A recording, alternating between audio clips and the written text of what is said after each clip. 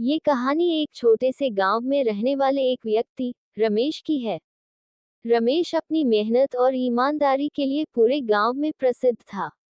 वह अपने परिवार के लिए समर्पित था और हर काम में अपना कर्तव्य पूरी निष्ठा से निभाता था। लेकिन एक समय ऐसा आया जब उसकी कर्तव्य निष्ठा की कड़ी परीक्षा ली गई। रमेश का बचपन बहुत साधारण था।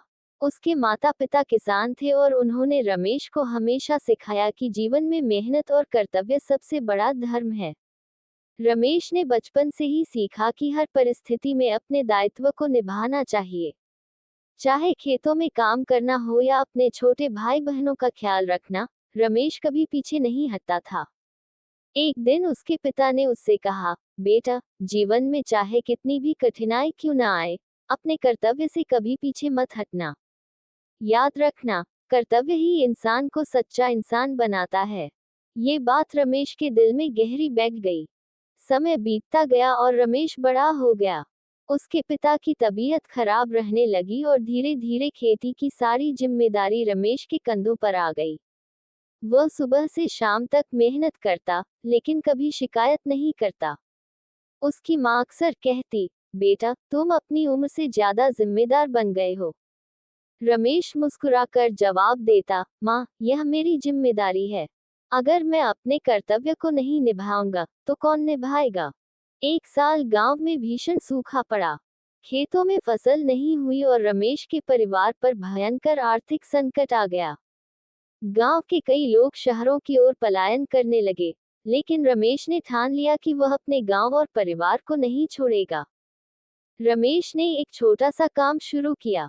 वह गांव में लोगों के लिए छोटे मोटे काम करता और जो भी पैसा मिलता, उसे अपने परिवार पर खर्च करता। उसकी मेहनत और ईमानदारी देखकर गांव के लोग उसकी तारीफ करते नहीं थकते थे। एक दिन रमेश के पास एक व्यापारी आया और उसे एक बड़ी राशि का लालच देकर अपनी जमीन बेचने का प्रस्ताव दिया। रमेश जानता था कि उसकी जमीन उसके परिवार की विरासत है और वह इसे बेचकर अपने कर्तव्य से मुंह नहीं मोड़ सकता। उसने व्यापारी से कहा, पैसे से खुशी नहीं खरीदी जा सकती। मेरी जमीन मेरे पूर्वजों की देन है और इसे बचाना मेरा कर्तव्य है। व्यापारी ने रमेश को बहुत समझाने की कोशिश की, लेकिन रमेश अपने फैसले पर अडिग रहा। उसने अपनी जमीन बचाने के लिए और भी ज्यादा मेहनत की और धीरे धीरे हालात सुधरने लगे। कुछ साल बाद रमेश की मेहनत रंग लाई। उसकी जमीन पर फिर से फसलें लहलहाने लगी और उसके परिवार का जीवन सुखमय हो गया। गांव के लोग रमेश की तारीफ करते हुए कहते, रमेश ने अपने कर्तव्य को निभाकर हम सबके लिए एक मिसाल कायम की है। अगर वह अपनी जमीन बेच देता, तो आज ये खुशी नहीं होती। रमेश ने अपने गांव के बच्चों को पढ़ाई का महत्व समझाया और उनकी शिक्षा के लिए एक छोटा स्कूल भी शुरू किया। उसने अपने कर्तव्य को सिर्फ अपने परिवार तक सीमित नहीं रखा, बल्कि पूरे समाज के लिए योगदान दिया।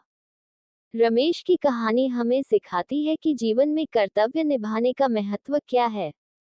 अगर रमेश अपनी जिम्मेदारियों से भाग जाता, तो न केवल उसका परिवार बर्बाद हो जाता, बल्कि गांव के अन्य लोग भी प्रेरणा से वंचित रह जाते। कर्तव्य का पालन न केवल व्यक्तिगत उन्नति के लिए, बल्कि समाज और देश के विकास के लिए भी आवश्यक है। ये हमें नैतिकता, अनुशासन और सच्चाई के रास्ते पर चलना सिखाता है। कर्तव्य निभाने का महत्व यह है कि यह व्यक्ति को सच्चा इंसान बनाता है।